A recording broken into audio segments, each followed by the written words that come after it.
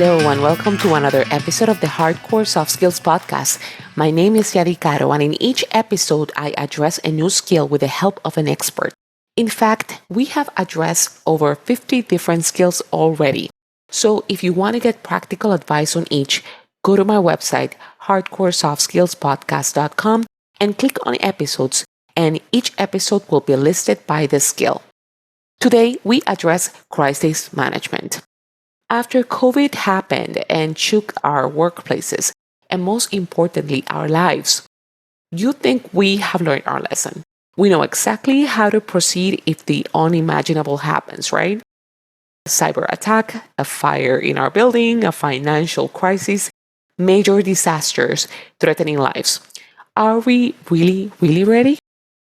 My guest today has dedicated his career to help executives and crisis workers on how to manage crises.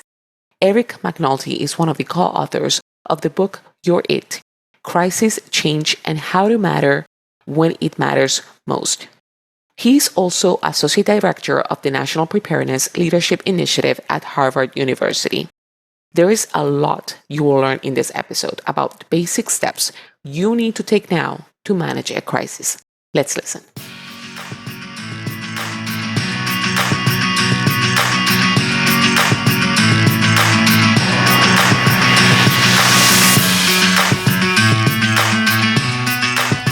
Well, thank you so much, Eric McNulty, for being here in the podcast today.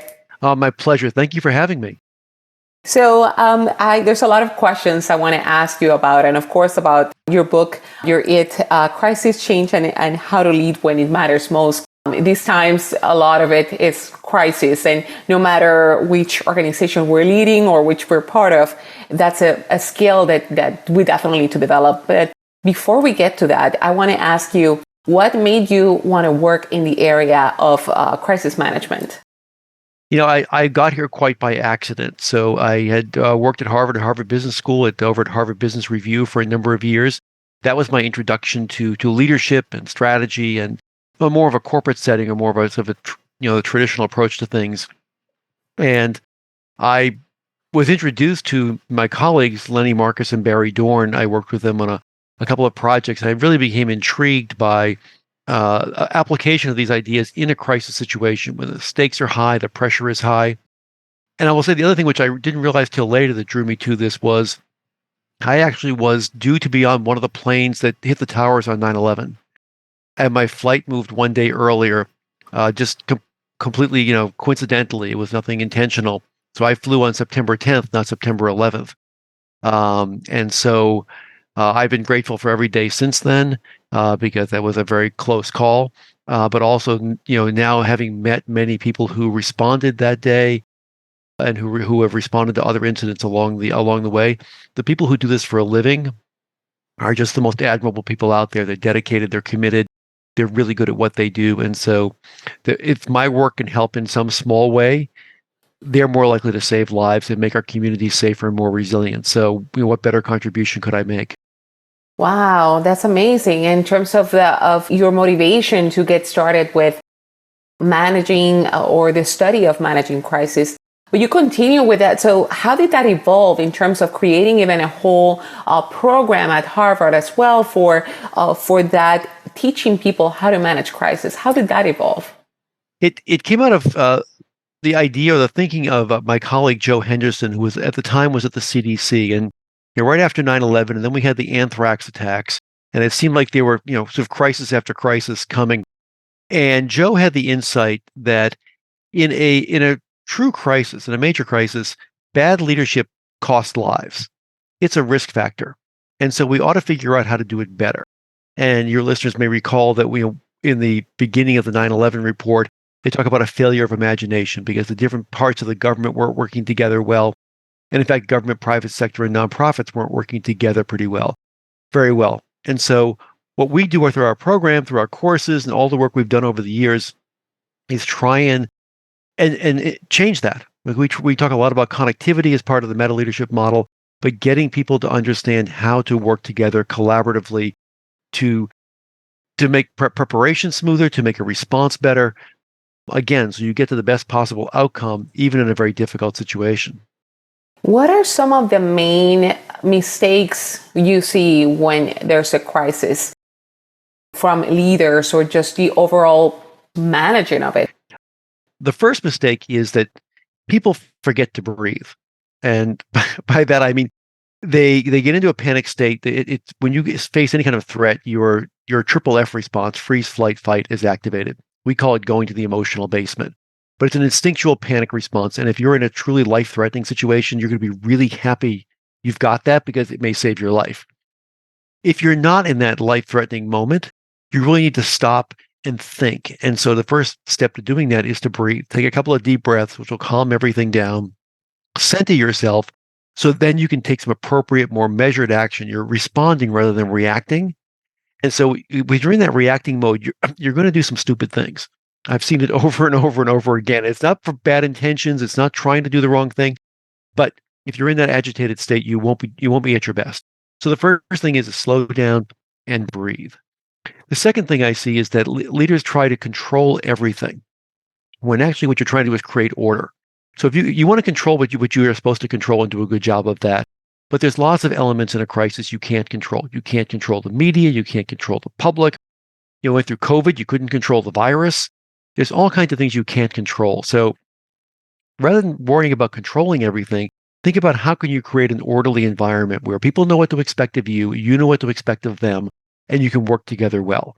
And so when you do that, you actually, again, you calm things down, you smooth things out, and people begin to work in a much more productive manner. And then the third thing I would say is that leaders need to be anticipating in a crisis, like what's coming next. And too often, because of the drama of the situation, because of the intensity of those first moments, they get stuck in what I call the thin edge of now. Like they're head down, just right here. And you need to pick your head up and take a broader view. And so you got to be thinking about who are all the stakeholders, what do they care about, what are the secondary and tertiary consequences of the crisis. And if you're leading as opposed to just managing the event, thinking about, okay, is today being handled great? Well, that's important. What's coming tomorrow, next week, next month, and how do we get ready for that? Because then you get one step ahead of the crisis. You're in a much better place because once you get behind, it's really, really hard to catch up. Yeah, I like kind of that difference between trying to control and establishing order in a situation. I haven't thought of it that way in the sense of, yes, leaders, we think that we need to be able to, that they're equal, but then that's not necessarily the case. That's very interesting. Yeah, I mean, you think for a moment. First of all, ask your friends or your colleagues, how many people like to be controlled? Very few hands will go up. How many people like order? Most hands will go up. And if your people are working really well, if they know what to do and they're doing their jobs, they don't need you to then start telling them what to do, right? It's the micromanagement that drives everybody crazy. So create the conditions in which they can do their work well. That's order, and you'll have a much better outcome. And in your book, You're It, you talk about the concept of meta leadership. What is being a meta leader? That meta prefix refers to taking a broad view. So if you think of sort of meta research or meta analysis, it takes it looks across different studies, different data sets to try and find the overarching themes.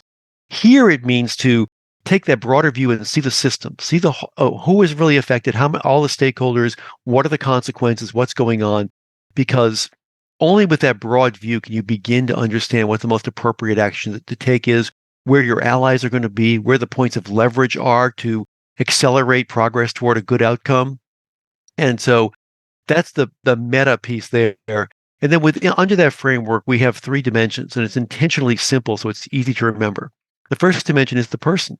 Who are you? How are you showing up in the situation?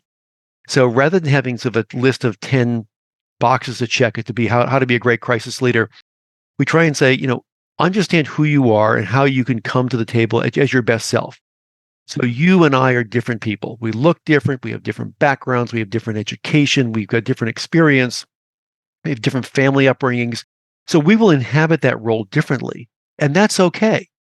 If you try and come to the table as me, you won't be at your best. And if I try to come to the table as you, the same thing will happen. So understanding who you are as a person is really critical. The second piece is understanding the situation. And that's sort of, you have to know what's happening. To a certain extent, you have to figure out why it's happening. Why is it meaningful? Only then will you know what to do. And then the third dimension is connectivity. So you're not just thinking about yourself leading down to your team. That's one piece. But how do you lead up to your boss or up to your boss's boss, depending on the situation? How do you lead across to your peers? Because you need to be able to work in synchrony.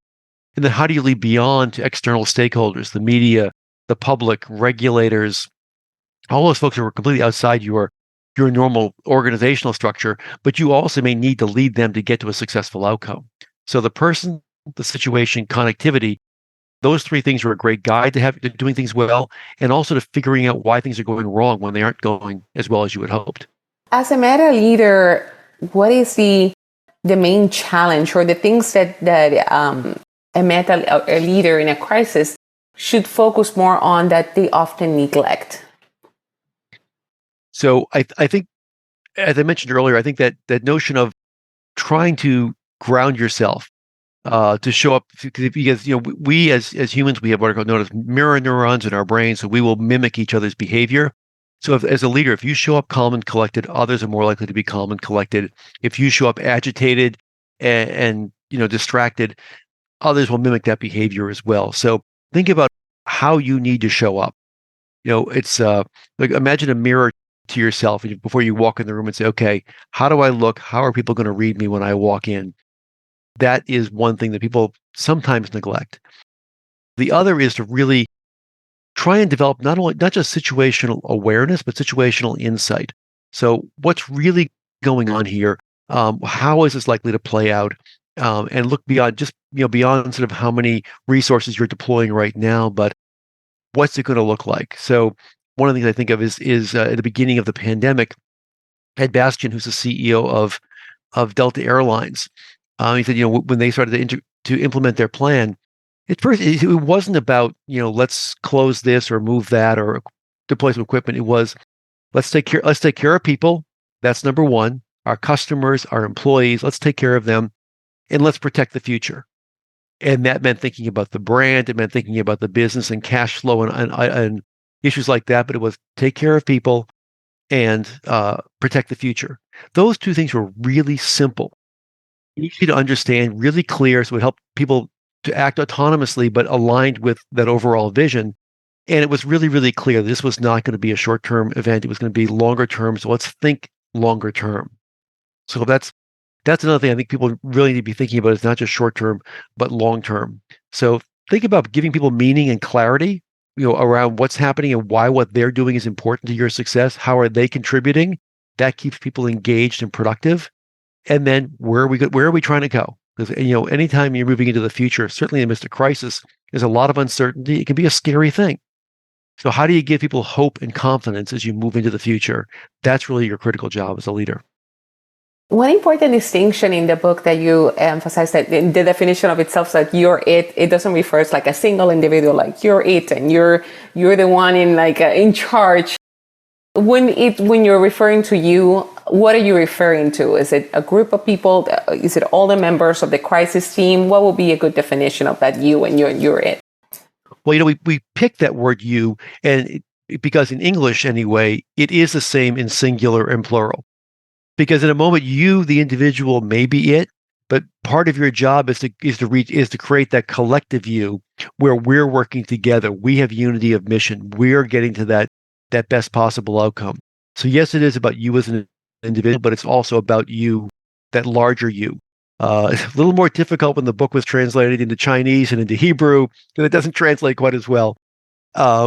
But again, so often we think of the leader as sort of that singular individual, that heroic person who solves all the problems. No, you've got to show up in a way that contributes to that and helps put that in motion.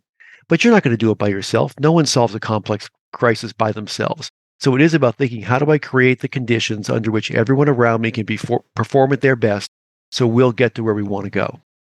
And when it comes to you've talked about some examples, and after living through 9/11 and anthrax and all these other crises that have happened, we have in mind, fresh in our minds, the most recent COVID crisis. So has anything changed or evolved after COVID crisis? What do you think were some key lessons that have happened in the crisis management world because of COVID? So I think there are some lessons learned and some lessons yet to be learned. So that's sort of interesting because we've seen now in MPOX and other things that there's some of the lessons haven't been learned quite yet. But I think one thing we have seen is COVID has shown us that the really big bad thing can indeed happen, right? That sort of high consequence, low frequency event that some people think, oh, don't plan for that because it's never going to happen to us. It can happen. So I think there is a reality now that every leader needs to anticipate being a crisis leader at some point. And also, I think it has exposed the many interdependencies in communities and society that we have to be thinking again more broadly about not just sort of first responders in a crisis, but our neighbors, our what's it going to do to our education system, our economy, all those ripple effects that come out of a major crisis. So that's, I think, is much clearer now. And I hear people talking more about it and how do we get ready for it. I think a couple of the unfortunate consequences.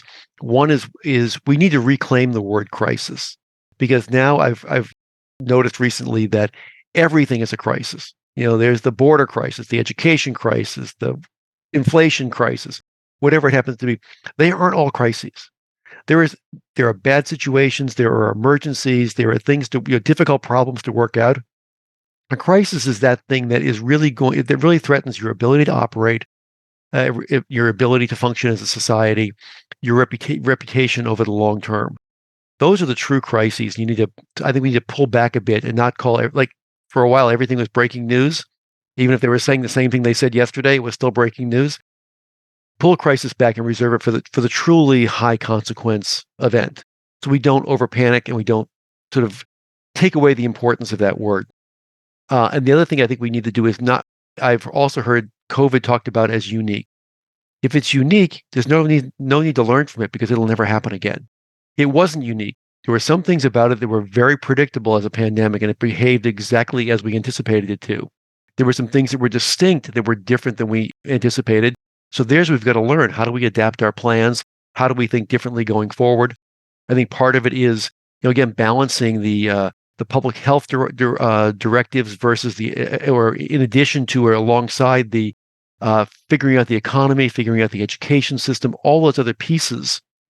It was only by bringing together the wisdom from across those domains could you actually take the best action. Relying on the wisdom from any one of those wasn't going to get you where you wanted to go. So I think, to me, there was a greater exposure of the interdependencies across the different facets of society and our communities and how we really do need to come together. Yeah. And that part of coming together sometimes could be tricky, I guess, because either the aspect of collaboration sometimes is not ingrained in us. And if we are what is the best way to manage that part of trying to persuade others to collaborate with us? Like, for example, that exchanging of information or get their help in their support in something that we need solved. So how can we create the conditions for a good collaboration during a crisis? So there are a couple of ways, and I think it's important to recognize that we, as humans, as a species, we have thrived on this planet, both because we know how to compete, but also because we know how to collaborate. We were never the biggest or the fastest creature out there. It's because we came together that we actually survived. So for too often, we automatically push that compete button. And I think we need to make it a more intentional choice. That's one of the things we teach in our classes and our seminars is make it an intentional choice of knowing when to compete and when to collaborate. The second piece is that, and this is sort of the animating spirit of meta leadership, is how can I help make you a success? When you walk into the room with the attitude, so you start the collaboration. How can I help make you a success? When that's your attitude, you're focused on solving the problem. You're focused on working with others. And we as humans, we're programmed with something called reciprocity. And that is, we like to keep our social balance sheets in order. So if I do you a favor, you're more likely to do me a favor. So if I walk in and say, how can I help make you a success? You're going to then look at me and say, well, how can I help make you a success? And then already we're collaborating. So don't walk into the room thinking, how am I going to protect my assets? How am I going to get the credit? Those kind of things that will create competition. You have to, this is part of you're it. When you walk in the room, set that tone and others will follow. Yeah, that's a good way to do that, to ensure that it's opening the way for definitely collaboration through that. Like, how do we serve others? And what happens when we are not it, but we are affected by it? Like if we are either in an organization or a leadership and we're not liking the way they're managing a particular crisis, like a true crisis, how can we help influence that? Can we influence that? You certainly can influence that, and that is very much about leading up. And so, because if you don't have the authority in that position, you're looking up and saying, "Oh, they're not doing a good job here."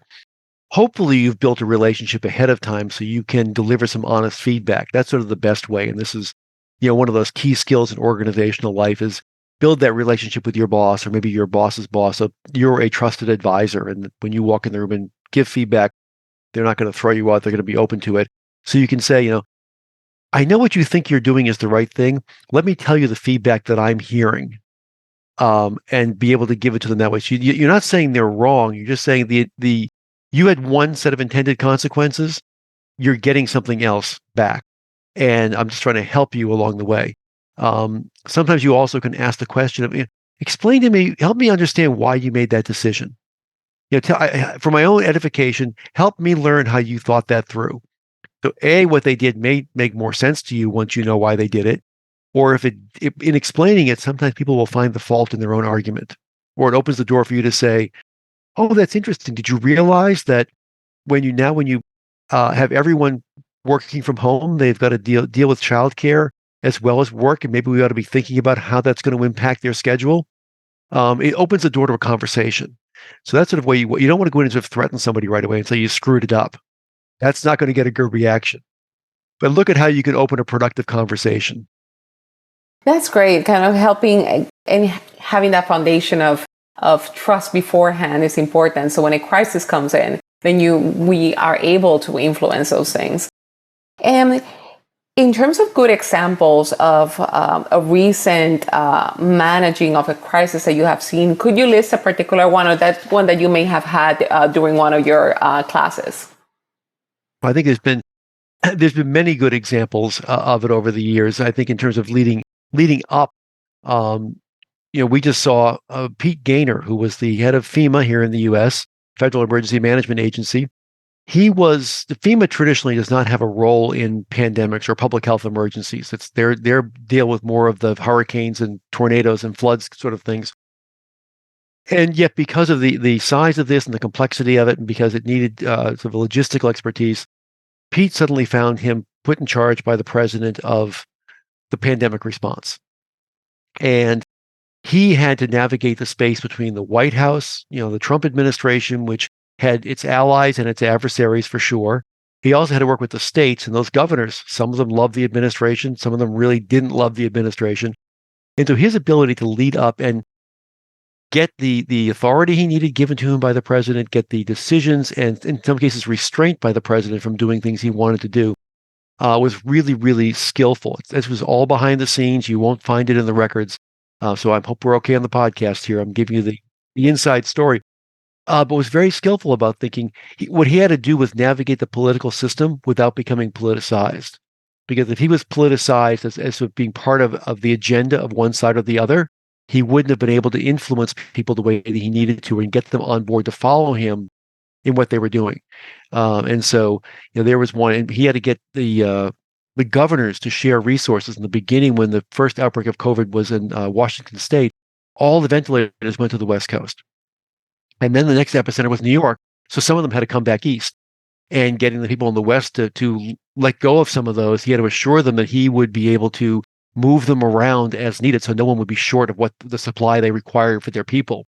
That required, again, a lot of leading up to the governors. He didn't report to them. He was a federal official, but they didn't have to listen to him. It's the way our system works. So he was really, really good. There's a chapter in the paperback edition of our book about Pete and how he did this. Just really, and he sort of focused on the mission, doing the job as best he could, and that people saw that he was being independent and just trying to serve the greater good of the public.